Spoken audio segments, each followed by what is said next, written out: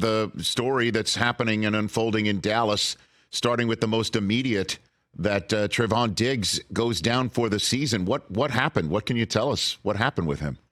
Yeah, so I mean, it was a normal drill and practice, and it's just your heart just really goes out to Trevon, and I think like anything as a football team, it's a punch in the gut, but so much more on a personal level. I mean, if you just see the reaction from his teammates and the coaching staff, so just so important to love and support him right now, and that's really the focus because as we know, the game moves forward, but he's a tremendous influence in our locker room and just the way he's grown over the years. He's a big part of who we are as a football team, especially as a defense.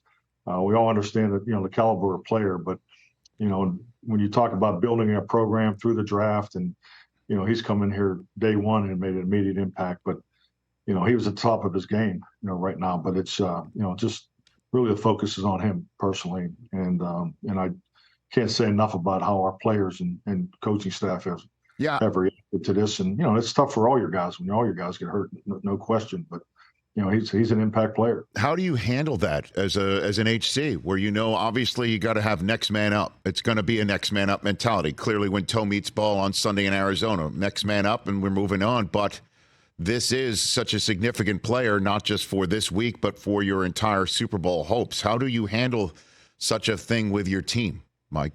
Well, the reality of it is, to have a successful championship season, you're going to have to go through adversity, and it comes in different forms and fashions each and every year. So, and that's just a hard reality of our game.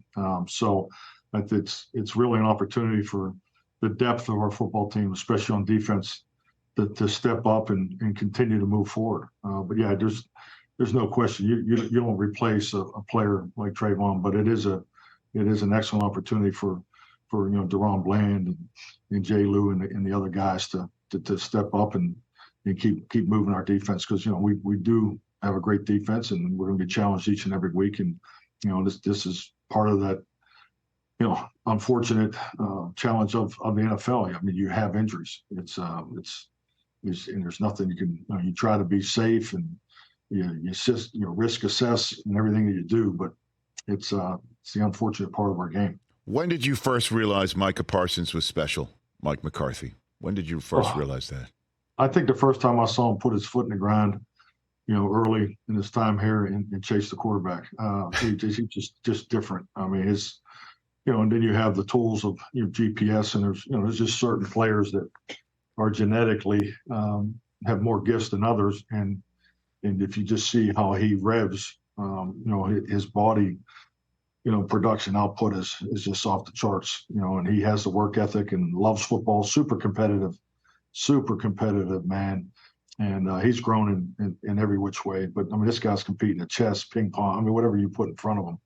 But yeah, the first impression of him cutting the corner and chasing down the quarterback, you could tell right then he was different. Well, I mean, is it true that on occasion this summer you had to take him off the field so the offense could get some reps? Is that true during training camp? What's true is I should have taken him off the field so the offense could get some reps.